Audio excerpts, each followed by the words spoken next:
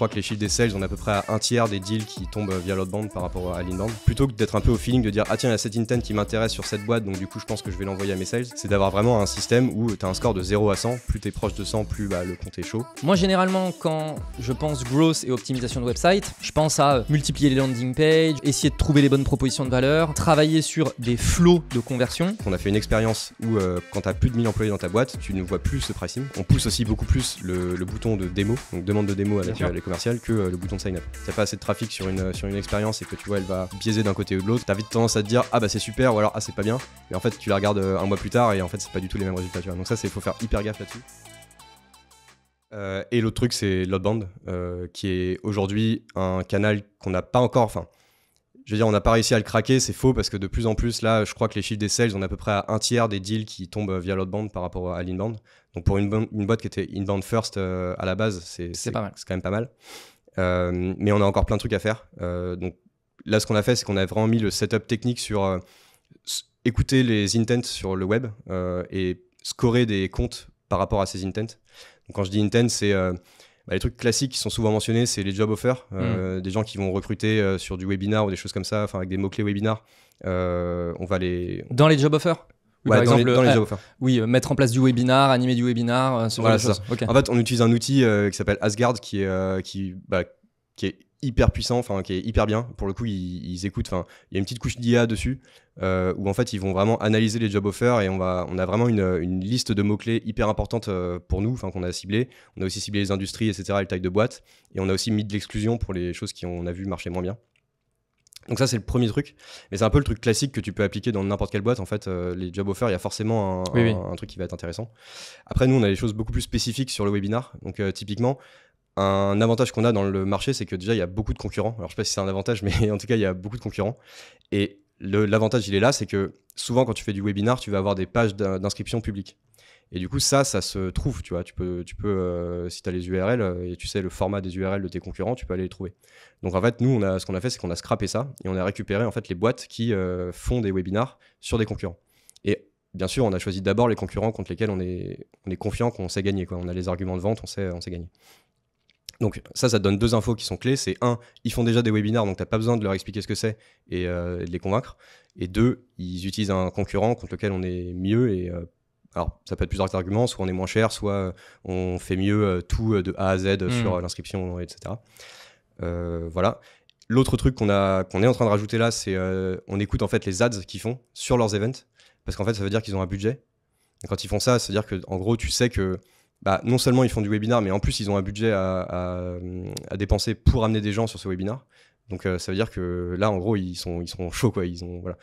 Donc aujourd'hui ce qu'on a fait c'est vraiment tout ça. Ça nous arrive. On utilise HubSpot en fait comme base de données pour récupérer ces intents. Et ensuite nous on laisse les team lead sales les sélectionner les boîtes en fonction de ce qui les intéresse.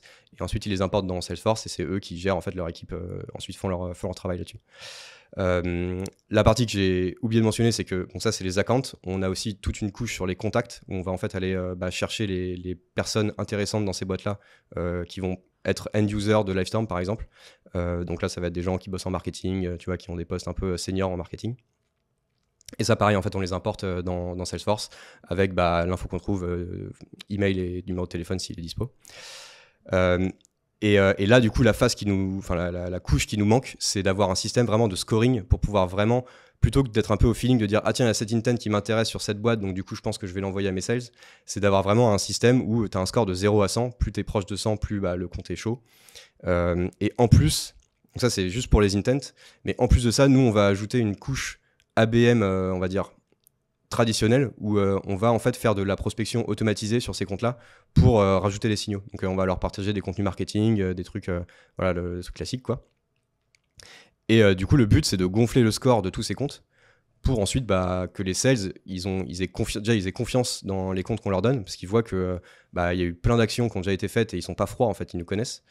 Et ensuite ils ont les clés en main en fait pour les contacter et faire l'outreach quoi. Ils ont les arguments pour dire le premier contact que je prends avec cette boîte c'est pour telle et telle raison parce que j'ai vu qu'il y a tel intent,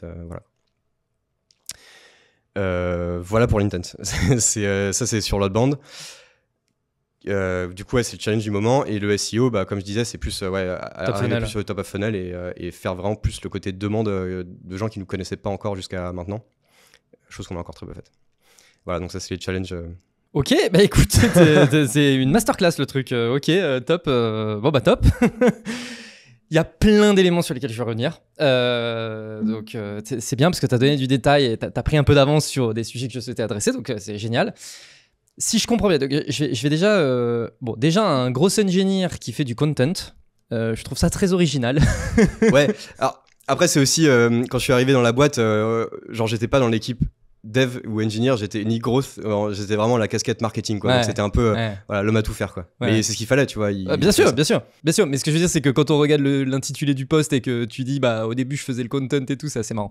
Mais bref, ça, c'était la petite parenthèse. J'ai l'impression que du coup, et je trouve ça très smart, et c'est souvent ce que je recommande aux boîtes, c'est vous, il s'avère que vous êtes sur un marché où il y a une grosse partie du marché, en fait, qui sait ce qu'est un webinar, qui fait déjà tourner du webinar, etc. Donc, tu sais que tu as une demande à capturer. En fait, elle est là, elle est présente.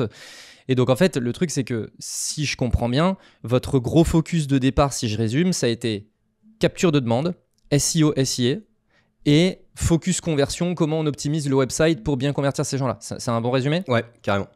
Et ensuite, les briques que tu as commencé à ajouter, c'est du coup du content et des ads ou des choses comme ça, ou même l'outbound pour aller un petit peu plus vers de la demand gen. Et là, dans les derniers éléments que tu viens de citer, on voit bien que vous êtes clairement dans des éléments de demand gen, notamment au niveau du SEO.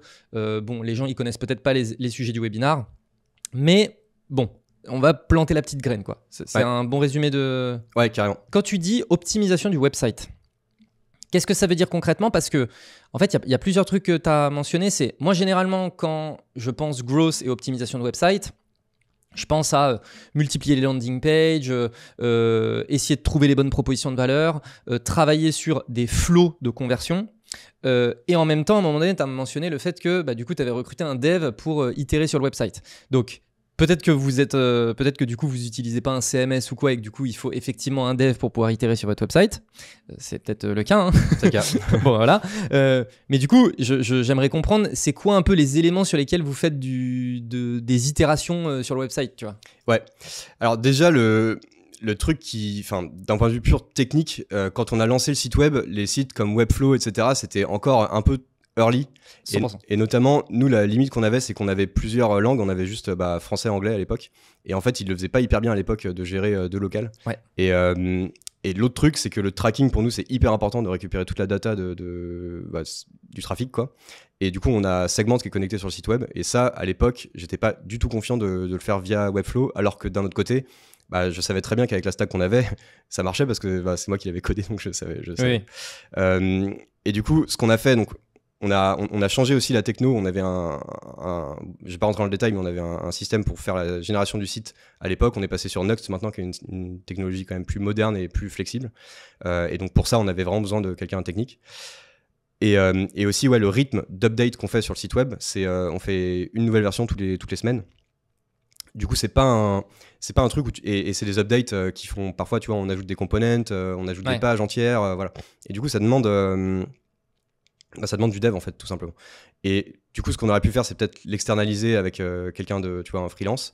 Mais moi, je préfère largement avoir quelqu'un qui est en interne, qui va ensuite, tu vois, à force de faire les choses sur le site web, il va même en fait être force de proposition sur ce qu'on peut faire pour améliorer les choses, tu vois. Par exemple, là, un truc tout bête, notre bannière de cookies, on payait un outil 4 000 € par an pour l'afficher. En fait, il y a un composant sur Nuxt qui permet de le faire gratos. Donc, tu vois, et lui, c'est lui qui a proposé l'idée et j'étais là, bah ouais, let's go, quoi.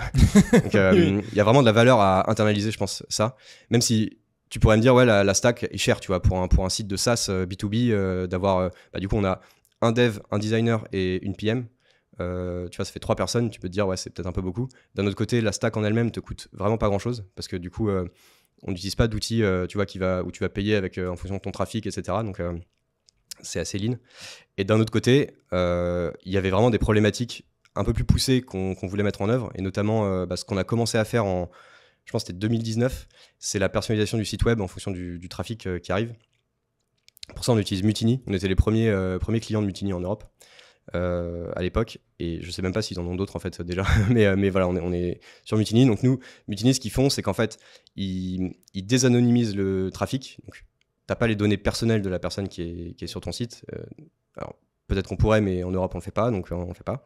Par contre, tu as l'info de dans quelle boîte elle travaille, et du coup, à partir de là, tu as la taille de la boîte, l'industrie, les technologies utilisées, etc. Et du coup, en fait, avec ça, en live, tu vas pouvoir personnaliser ton site sur tes visites. Donc nous, un exemple tout bête, mais qui est vraiment celui qui marche le mieux, c'est nous, on a vraiment un gap entre les plus petites boîtes qui vont, elles, utiliser plutôt rentrer sur des plans self-serve, qui vont, tu vois, vraiment rentrer dans une motion PLG elle-même, tu vois, subsell toute seule. À l'opposé, on a des boîtes qui sont au-dessus de 1000 employés, qui là vont plutôt préférer directement parler aux sales et tout de suite rentrer dans un échange commercial. Et en fait, le problème qu'on avait, c'est qu'on avait le même site pour les deux, et on avait notamment la page pricing qui était visible pour les grands comptes. Et ça voulait dire qu'on montrait nos prix self-serve, qui sont très bas, qui commencent très bas volontairement, à des comptes qui en fait pouvaient très bien rentrer beaucoup plus cher, quoi. Et du coup, ce qu'on a fait, c'est qu'on a fait une expérience où quand tu as plus de 1000 employés dans ta boîte, tu ne vois plus ce pricing. Enfin, tu vois plus la page pricing, en tout cas dans la navbar en haut, tu la vois pas. On a mis une page Enterprise à la place qui te présente un peu les données sécurité, etc. De Livestorm.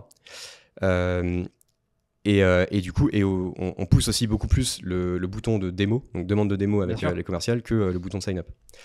Voilà, donc ça c'est un exemple, il y en a plein d'autres. Tu vois, par exemple, si tu vois que la boîte utilise HubSpot, tu peux mettre plus en avant cette intégration-là sur tes pages. Enfin, il y a vraiment plein de trucs que tu peux faire.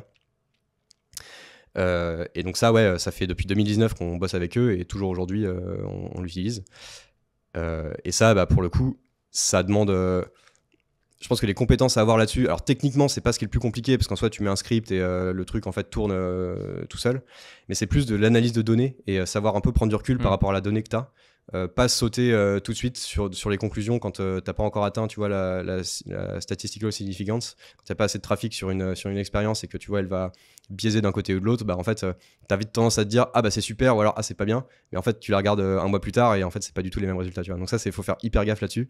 Et pour le coup, tu vois, des profils dans mon équipe qui faisaient pas ça avant, par exemple la PM sur le site web, moi ce que je fais, c'est que je la coach vraiment là-dessus, parce que c'est hyper important pour moi qu'elle sache prendre des pincettes sur les datas et qu'elle puisse en fait à terme faire les décisions elle-même, en fait.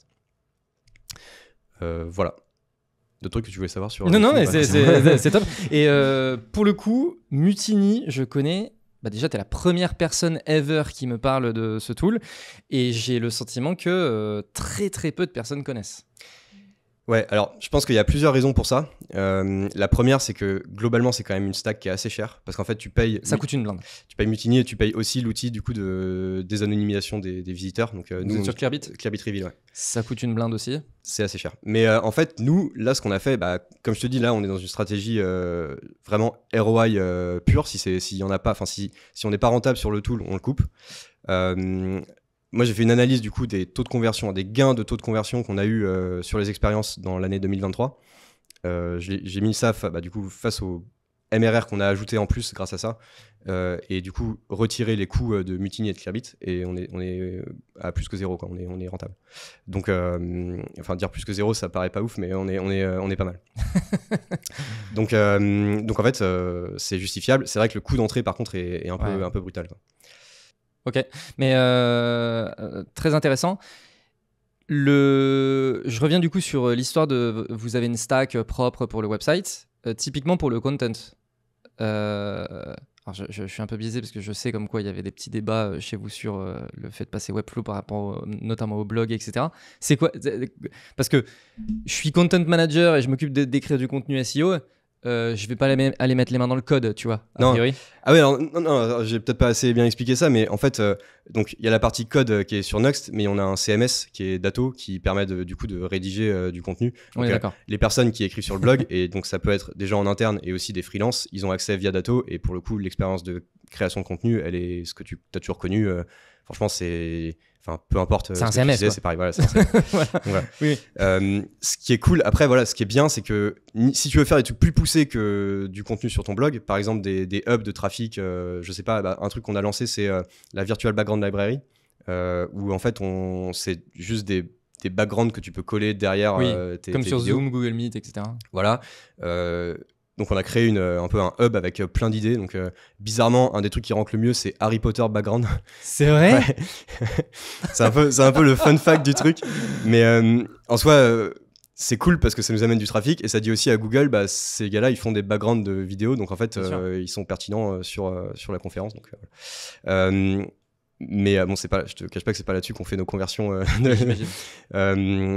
je voulais en venir à ça, c'est que le fait d'avoir le contrôle sur toute ta stack et de pouvoir le coder, bah, c'est qu'en fait, pour shipper ce fameux hub Virtual Background Library, tu peux facilement importer tout ton contenu, tu peux importer les images.